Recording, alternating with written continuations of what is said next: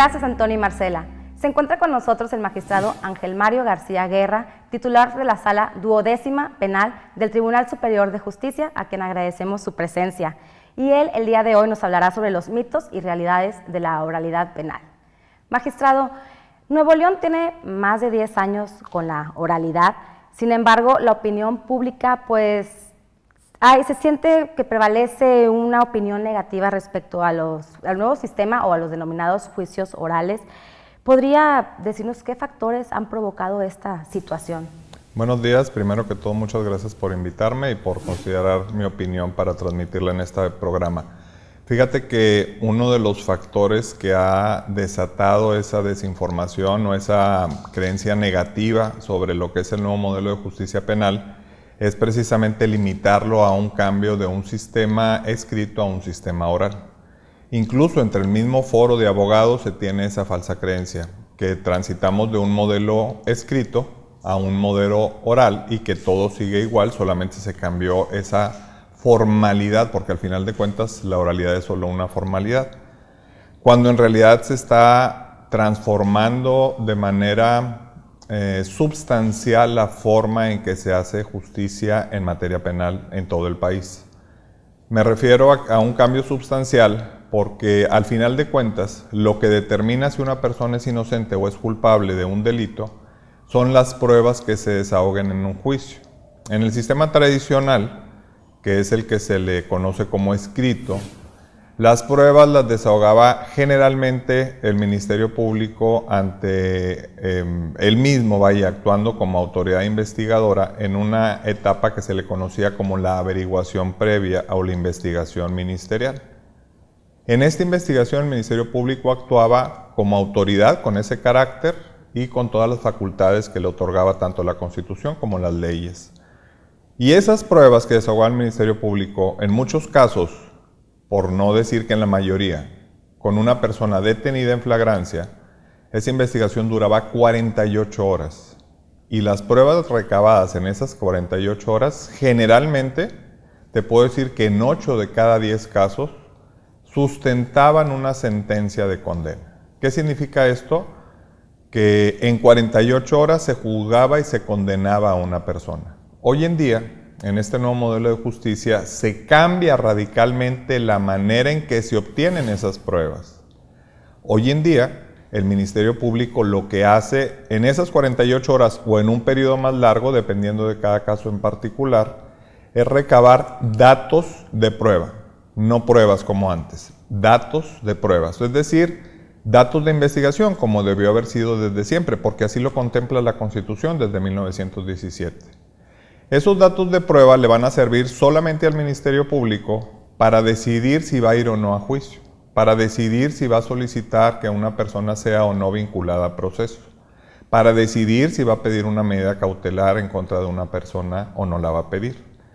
Lo que realmente va a sustentar una sentencia de condena o una sentencia de absolución son las pruebas que se desahoguen mucho tiempo después ante un juez o un tribunal de jueces independientes del juez de control. Es decir, en conclusión, hoy en día, en este nuevo modelo de justicia, las pruebas que determinan si una persona es inocente o es culpable se desahogan en presencia de un juez. Antes las desahogaba de manera unilateral el Ministerio Público. Muy bien. Y bueno, sabemos que una de las principales quejas ciudadanas es que este nuevo sistema, supuestamente protege más los derechos de los imputados que de las víctimas. ¿Qué le diría usted a la ciudadanía respecto a este tema? Es una falacia, por el contrario, este nuevo modelo de justicia lleva un plano de igualdad a la víctima como al imputado o al acusado según sea la etapa procesal. Hoy en día, más que nunca antes en la historia de nuestro país, los derechos de la víctima están garantizados en la Constitución y en las leyes secundarias como el Código Nacional. Hay una ley general de víctimas, tanto federal como estatal. La percepción que tiene la sociedad no es del todo una mentira. Efectivamente existe esa percepción, pero te voy a decir por qué es. Porque estuvimos acostumbrados durante años a que si a una persona la detenían en flagrancia, como sucedía en la mayor parte de los casos, flagrancia quiere decir que te detienen en el momento que estás cometiendo el delito. Si a una persona la detenían en flagrancia, esa persona era consignada ante un juez y se quedaba presa todo el tiempo que duraba el juicio. Y salía hasta que se terminaba el juicio. Si se le condenaba, se quedaba preso. Si se le dictaba una sentencia absolutoria, entonces salía libre. Hoy es exactamente al revés. Hoy está libre hasta que se demuestre si es inocente o culpable. Y eso es lo que cambió la percepción. Magistrado, conforme lo que nos acababa de decir, ¿usted considera que es un mito, que este nuevo sistema crea impunidad? Bueno, mira, no podemos decir que sea un mito la percepción social de impunidad. Es una realidad, la gente eso percibe, que este nuevo modelo de justicia provoca que haya impunidad y por lo tanto que se va a ver más delincuencia como resultado de eso, pero la verdad es que no es así.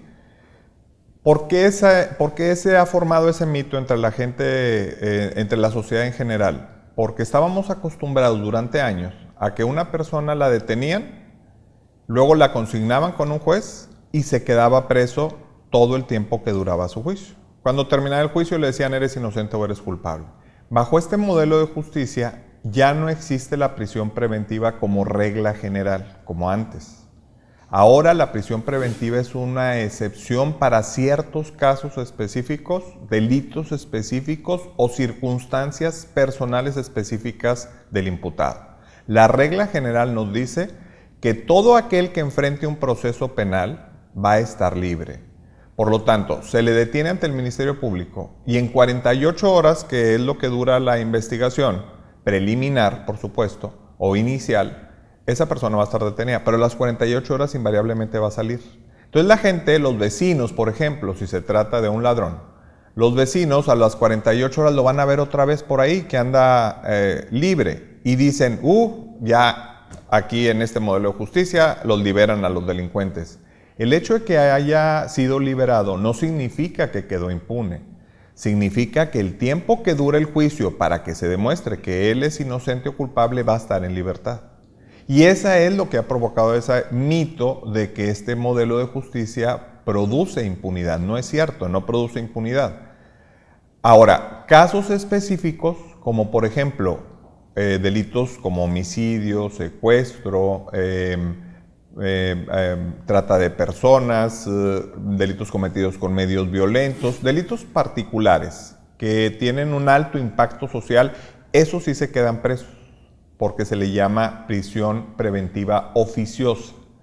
Pero los delitos comunes y corrientes, que son la mayoría, la mayor parte de la queja de la ciudadanía es contra los delitos de robo. Particularmente ese es el que más afecta a la gente porque le afecta directamente en su patrimonio. Entonces ven que la persona que lo robó a los 2 días está libre y entonces ellos sienten que quedó impune. No, no quedó impune. Se va a seguir un proceso, él va a estar en libertad y si se demuestra que él fue culpable, entonces se le va a llevar a la cárcel, pero después del juicio, no antes del juicio, como era en el modelo anterior. Ahora, ¿qué pasa con un ladrón que reiteradamente comete conductas de robo? Pues en ese caso en particular, a él en lo personal, no como regla general, sino como excepción, a él se le puede tener preso precisamente porque es la segunda o la tercera vez que se le sorprende robando, aun cuando todavía no tenga una sentencia. Pero son casos particulares. Pero para esto se requiere que el Ministerio Público, de alguna forma, le lleve al juez datos de investigación que le permitan al juez determinar que esa persona en particular es un peligro que esté suelto. Y a él, aunque sea por un solo robo, por el delito de robo, perdón, se le puede dejar preso. Muy bien, aclarado el punto. Y respecto a las reglas de este sistema, se menciona que nos llevan a un mejor mecanismo de acceso a la justicia. Sin embargo, ¿qué factores son los que dependen para que el resultado de un juicio sea una sentencia justa, que sea de calidad? Hay factores muy importantes que creo que estamos de alguna manera haciendo a un lado o no le estamos dando la importancia que tiene. El primero es la participación que tiene el policía, que puede ser municipal o estatal, o el primer interviniente, porque puede ser que no sea policía el que intervenga de inicio cuando se comete un delito. Es muy importante que se invierta en capacitación a los policías. Sí se está haciendo, pero no se está haciendo lo suficiente. seguimos teniendo problema con ese rubro y es un foco de alerta al que tenemos que voltear a ver y sobre todo prestarle atención. Es indispensable que el policía se capacite. Desde mi punto de vista personal, no creo que el policía tenga que ser un profesionista graduado de una universidad para que pueda hacer su trabajo correctamente. Ni se necesita de estudios especializados. Lo que se necesita es un cambio de hábito del policía y sobre todo que sean personas que tengan una verdadera actitud de servicio a la comunidad, que tengan claros cuál es su función como policía y más que sean graduados de una universidad, que sean personas de bien y que reciban la capacitación técnica que ocupan. Pero no es una capacitación de 5 años de una universidad, es una capacitación tal vez de semanas o pudiéramos hablar de meses en ciertos casos o para cierta clasificación de policías. Pero eso está fallando y eso provoca que no tengamos una sentencia justa. Otro factor son los que intervienen en los juicios, fiscales, o sea, agentes del Ministerio Público y defensores, ya sea defensores públicos o defensores particulares. También ahí tenemos un área de oportunidad. Tenemos una deficiencia en capacitación porque para todos esto es nuevo.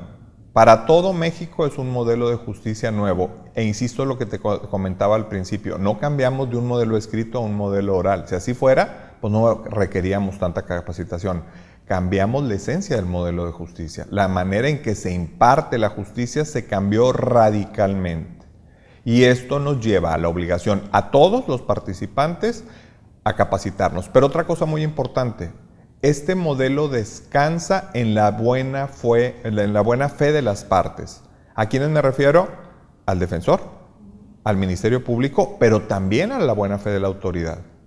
Es un modelo anglosajón que tiene sus raíces en el derecho anglosajón y que de alguna manera nos lo trajimos a un sistema que era romanista, como el de México y la mayor parte de los estados de Latinoamérica, y tenemos que ajustarlo a nuestra realidad cultural. Pero uno de los cambios importantes es entender que para que el modelo funcione necesitamos actuar de buena fe abogados, fiscales y jueces. Magistrado, si el descontento social creciera respecto al nuevo sistema penal acusatorio, ¿usted considera que podrían dar marcha atrás? No, definitivamente que no. El descontento de la gente es por falta de información y, como te decía hace rato, porque vivimos en un modelo totalmente distinto durante años. Tenemos que acostumbrarnos a esta nueva realidad, que además es positiva para todos en general. Pero no podemos dar marcha atrás porque este modelo de justicia tiene principios que son acordes a los tratados internacionales. Y nuestra Constitución Federal establece que los tratados internacionales tienen el mismo rango de importancia, jerárquicamente hablando, que la Constitución.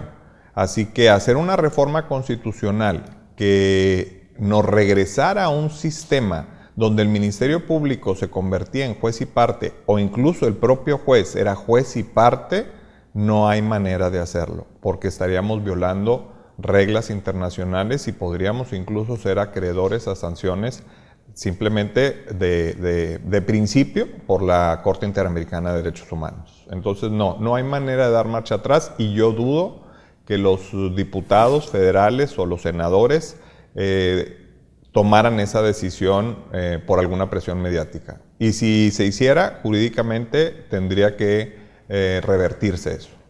Muy bien. Y ya para finalizar, ¿podría mencionarnos 3 ventajas sobre el nuevo sistema al anterior? Hay muchas ventajas, pero te voy a mencionar algunos que creo que son los más importantes. El cumplimiento a cabalidad del principio de presunción de inocencia. Tenemos, así es el ser humano, tenemos 2 formas de ver la justicia. Tenemos la justicia que queremos para los demás y la justicia que queremos para nosotros en lo personal. Para los demás queremos una justicia que si es un delincuente lo metan a la cárcel y ya no salga. Pero si fuera a mí al que me están acusando de un delito y sé que soy inocente, no quiero que me lleven a la cárcel, o si es un familiar mío. Bueno, este modelo de justicia garantiza cabalidad del principio de presunción de inocencia. Y eso se refleja en el hecho de que las personas no van a ir a la cárcel hasta que no se agote un juicio en donde plenamente se demuestre que son culpables. Esa es una ventaja. Otra ventaja que tiene este nuevo modelo de justicia, la igualdad real, completamente real, de los derechos de la víctima y del imputado. Hay tareas por hacer, es cierto, hay cosas por mejorar, es cierto. Todo proceso humano siempre es susceptible de perfeccionarse, pero al día de hoy este modelo garantiza muy por encima del anterior la igualdad entre el imputado con la víctima. Esa es otra ventaja. Otra de las ventajas es que todo lo que suceda en el juicio se hace en presencia de un juez y de las partes, en una audiencia pública, en lugares que son acordes a una publicidad, porque la publicidad existe desde siempre. Sin embargo, hoy en día los juicios se llevan en audiencias físicamente preparadas para que pueda estar el público y además todo queda grabado en video. Y está presente el defensor y está presente el que está defendiendo. Está presente la víctima y está presente el abogado de la víctima, además del Ministerio Público. Todos están viendo y oyendo lo que está sucediendo en un juicio.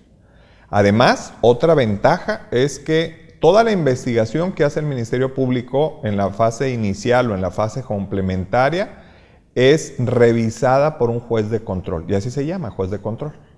Entonces, esos son nada más 3 o 4 de las muchas ventajas que tiene este modelo de justicia. Muy bien, muchas gracias. Agradecemos mucho la información que haya disipado las dudas que tiene la ciudadanía y pues no me queda más que de nuevamente agradecerle su presencia con nosotros. ¿Y qué les parece si volvemos al estudio con Antonio y Marcela?